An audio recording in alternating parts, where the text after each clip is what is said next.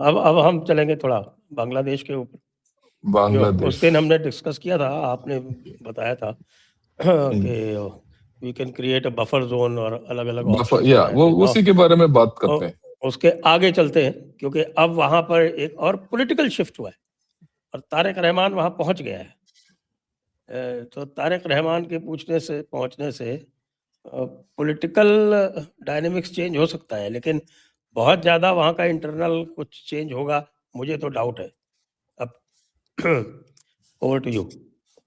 या देखिए, जहां तक तारिक रहमान का सवाल है, वो एक और नया प्यादा है, इसमें आया है। उसका पास्ट देखिए, इसका पास्ट 17 साल के बाद वापस बांग्लादेश आ रहा है।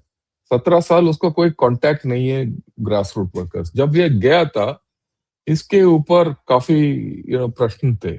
एक तो मनी लॉन्ड्रिंग का इसके ऊपर चार्ज था। ये सब कन्विक्टेड चार्जेस हैं। ये एक पॉलिटिकल डील में बाहर गया है, इसको भेजा गया था, नहीं तो ये कन्विक्टेड हो गए, जेल में रहता अभी 17 साल। उसके बाद इसका वो चिटागोंग आर्म्स केस में इसका हाथ है, और ये एक्सटॉर्शन में भी इसका हाथ है पहले, क्योंकि ये बीएन जब इसके माँ प्रेसिडेंट थी या प्राइम मिनिस्टर थी, तो तब ये पैसा इकट्ठा करता था बीएनपी के लिए, इसीलिए ये पकड़ा गया। और इसका अगर कोई आदमी 17 साल से नहीं है ऑन ग्राउंड, तो उसका क्या असर होगा पता नहीं। पर खैर, he is the son of Ziaur Rahman and Khaleda Zia, तो उसका होप होगा। सो अगर आप देखोगे पिछले एक दो दिन में जो या we can take this map of, will come map बाद में लेके आ सकते हैं।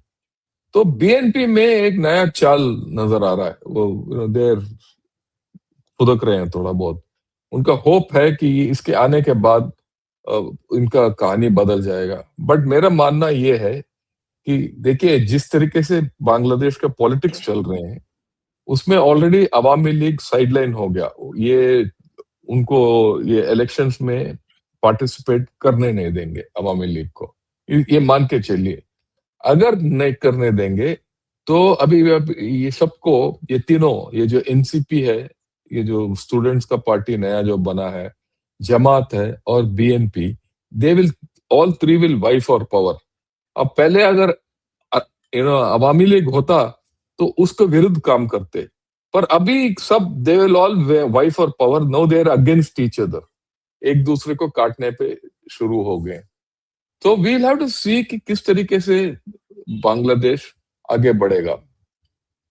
बट उसके साथ साथ Tariq Rahman, he was staying in England for so long, I am sure अभी तक उसका इन्फ्लुएंस, आफ्टर ऑल उसने ये यूनुस से भी बात किया है।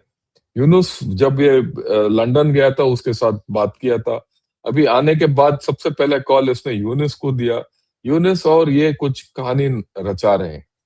सो मान के चलिए, ये कुछ मैच फिक्सिंग हो रहा है, राइट? अगर मैच फिक्सिंग हो रहा है, इसके पीछे वो तीनों, यूएसए, आईएसआई, पाकिस्तान और चाइना, तीनों का हाथ है। इसमें हमें डाउट नहीं होना चाहिए। और जहां तक चाइना का सवाल है, अगर आपको याद है तो इस साल के शुरुआत में, या sometime around February March, sometime, I don't remember the dates, एक पूरा टोली गया था बांग्लादेश नेशनल पार्टी का, 30 लोगों का टोली गया था तो चाइना, बात करने के लिए और उनको न्योता देने के लिए कि भाई आके हमें डेवलप करो वगैरह वगैरह। और ये हुआ था यूनुस जाने से पहले। सो अगर ये बांग्लादेश बीएनपी वापस आएगा, तो they will be China leaning, we should have no doubts about it. उसके साथ साथ the US influence also will be there, because US से छोड़ेगा नहीं बांग्लादेश नेशनल पार्टी को, राइट? थर्ड पॉइंट इज, किसी हालत में देखिए तो जमात का पकड़ आएगा, चाहे वो अपोजिशन में हो या पार्ट ऑफ गवर्नमेंट।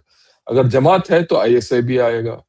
तो बांग्लादेश में जो अस्थिरता है वो जाएगा नहीं। पॉलिटिकली, इकोनॉमिकली तो खत्म हो गए। इकोनॉमिकली टू रिवाइव बांग्लादेश उनकी बस की बात नहीं है, क्योंकि वहां कोई रिसोर्सेस नहीं है। सब कुछ बाहर से आना है, चावल भी आज के दिन बाहर से आना है, so there no resources, right? तो मेरी तरफ से बांग्लादेश में कुछ हो या ना हो, हमें कुछ ज्यादा फर्क नहीं पड़ता। हमें ये देखना चाहिए हम क्या कर सकते हैं बांग्लादेश के अंदर। ये वक्त आ गया है, राइट? ये ताकत तो हमने दिखा दिया, ये वक्त आ गया है सबको बताने के लिए कि भाई ले ऑफ बांग्लादेश, बांग्लादेश जो है हमारा बैकयार्ड में है, हम अपना मनरो डॉक्टर यहाँ जारी रखेंगे, राइट?